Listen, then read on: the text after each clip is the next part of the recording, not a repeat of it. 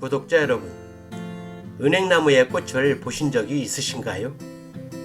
가을이 되면 노란색의 단풍을 자랑하는 은행잎이 있고 좋지 않은 냄새를 풍기는 은행을 많이 보아왔기에 은행나무를 모르는 구독자님들은 한 분도 안 계실 텐데요. 그러나 은행나무 꽃을 보았는지 물어보면 대부분의 구독자님들은 꽃을 보지 못했다고 합니다. 심지어 어떤 분들은 은행나무도 꽃이 피냐고 되묻는데요. 은행나무 꽃 어떻게 생겼는지 궁금해집니다. 식물에 대해 알고 싶으신가요? 그럼 식물다큐 TV를 찾아주십시오. 이 안에 답이 들어 있습니다. 안녕하십니까, 식물다큐 TV의 강PD 인사드립니다. 오늘은 은행나무의 숨은 비밀 파헤쳐보기 라는 주제로 은행나무의 꽃을 비롯하여 우리가 잘 알지 못하고 있는 것들, 그리고 아리송한 것 등 숨어있는 비밀들을 하나하나 파헤쳐 보도록 하겠습니다. 먼저 은행나무의 생태적 특성을 알아보면 은행나무는 은행나무과의 목본류로 중국이 원산지이며 고원지대를 제외한 우리나라 전역에 분포하고 암나무와 순나무가 따로 있는 암수 딴고류이며 키는 30m까지 자라는 대형 수목입니다. 오래된 수목의 껍질은 회색빛이 돌고 골이 깊게 파이는 성질을 가지고 있으며 대부분의 잎은 가운데가 V자형으로 갈라져 있고 여름에는 녹색에서 황록색으로 바뀌다가 가을에는 황금색으로 변해 떨어지는데 울창한 녹음과 가을철 단풍을 대표하는 나무로 공원이나 가로수로 많이 심어지고 있습니다. 은행나무는 은은자에 살구행자로 은행의 씨껍질이 은처럼 희고 살구를 닮았다고 하여 이름 붙여졌으며 은행나무 잎의 모양이 오리의 발을 닮았다고 하여 오리 앞자에 다리 각자를 붙여 앞각수라고도 부르며 생장이 느리고 어릴 때는 열매가 맺히지 않기 때문에 씨앗을 맺으려면 손자를 볼 만큼 긴 세월이 소요된다는 뜻에서 노필공자에 손자 손자를 붙여 공손수라는 이름이 붙여졌다고 합니다. 그럼 은행나무에 숨어있는 비밀들을 하나하나 알아보도록 하겠습니다. 먼저 은행나무 꽃의 비밀인데요. 은행나무는 앞에서 언급했듯이 암수가 다른 나무로 암나무에는 암꽃이 피고 순나무에는 쑥꽃이 피는데 다른 나무들과 달리 화려한 색으로 꽃이 피지 않고 잎과 같은 녹색 계열로 피기 때문에 자세하게 관찰하지 않으면 꽃을 보기가 쉽지 않습니다. 보이는 것이 순나무에 달린 쑥꽃으로 꽃가루는 처음에는 주머니 속에 있다가 시간이 되면 주머니가 터지고 꽃가루가 날아가 암나무에 있는 암꽃의 밀에게부터 수분이 이루어집니다. 꽃가루가 다 날아가 할 일을 다한 쑥꽃 차례는 땅으로 떨어지는데 늦은 봄, 특히 비가 오는 날 땅바닥을 노랗게 물들일 정도로 쑥꽃 차례를 볼 수가 있습니다. 암나무의 암꽃은 크기가 아주 작아 은행나무 밑에서는 보기가 힘들고 은행나무를 올라가야 볼 수가 있는데요. 암꽃은 꽃잎이 없기 때문에 열매처럼 보이며 암꽃의 끝을 적시고 있는 밀액이 쑥꽃의 꽃가루를 기다리다가 밀액에 꽃가루가 붙게 되면 수정이 이루어집니다. 은행나무 꽃에는 또 하나의 비밀이 숨어 있는데요. 다른 식물과 다르게 은행나무의 꽃가루는 동물에서나 볼 수 있는 정자가 들어있어 꽃가루라고 하지 않고 정충이라고 부른다고 하며 이 정충은 운동성이 있어 움직인다고 합니다. 보이는 것처럼 암꽃의 끝에 밀액이 붙어 있는 것은 수정이 이루어지지 않아 정충을 기다리고 있는 것이고 밀액이 없는 것은 꽃가루, 즉 정충이 날아와 수정이 이루어진 상태라고 합니다. 나무의 화렵수와 침엽수 구별은 통상적으로 잎 모양에 따라 부여를 하는데 벚나무나 느티나무처럼 잎이 넓은 것을 화렵수라 부르고 소나무나 잣나무처럼 잎이 바늘같이 뾰족한 것을 침엽수라고 부릅니다.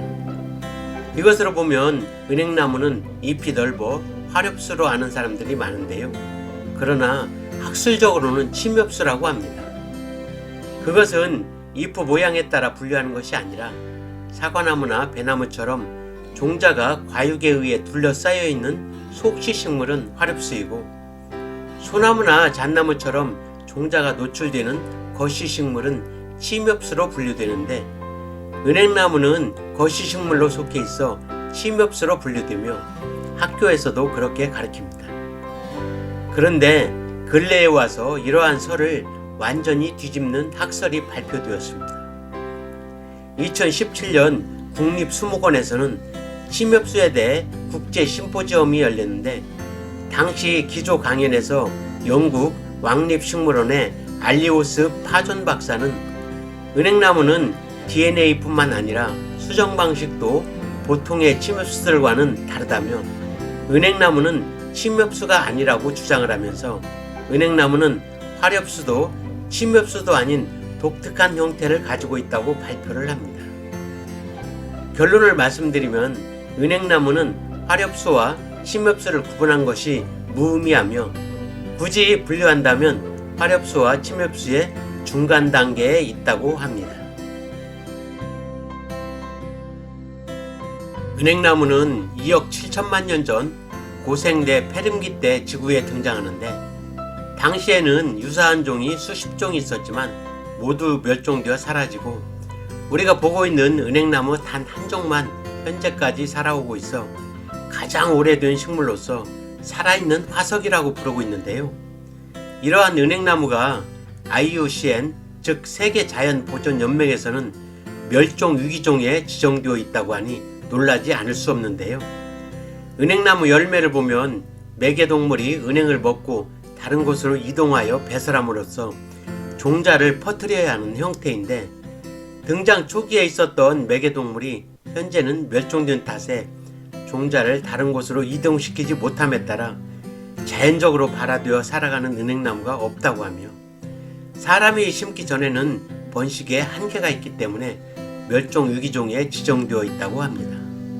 매개동물이 없는 것은 은행 열매에 독성분이 들어있어 역한 냄새로 인해 어떠한 동물들도 은행을 먹지 않기 때문이라고 하는데, 은행나무가 전국에 자라지만 씨가 땅에 떨어져 자연적으로 발화하여 자란 야생 은행나무가 없다고 하며, 또한 산속에 은행나무가 없는 것만 봐도 매개체가 없다는 걸 증명하는 것이라고 합니다.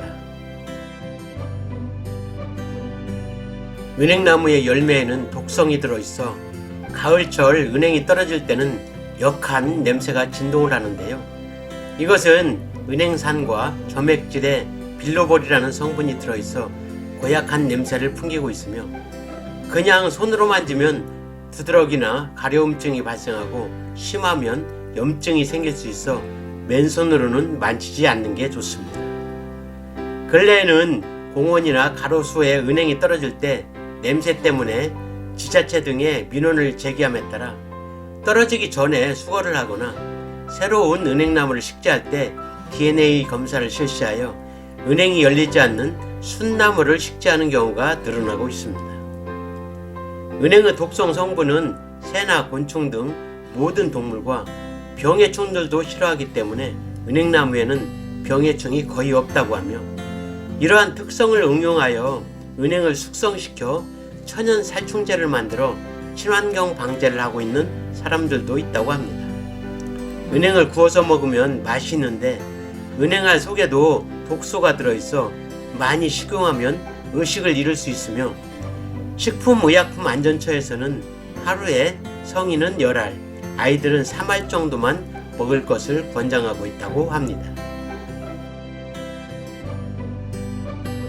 이상으로 은행나무의 숨은 비밀 파헤쳐 보기라는 주제로 은행나무의 꽃을 비롯하여 우리가 잘 알지 못하고 있었던 다양한 것들에 대해 알아보았습니다. 요즘 노랗게 물든 은행잎이 바람에 떨어지는 모습에 옛 생각이 나실 텐데요. 예쁜 은행잎을 주워 책갈피에 꽂아 간직했던 옛 추억들을 떠올려 보면서 오늘의 모든 영상을 마칠까 합니다. 구독과 좋아요를 부탁드리면서 지금까지 식물다큐TV의 강PD였습니다. 감사합니다.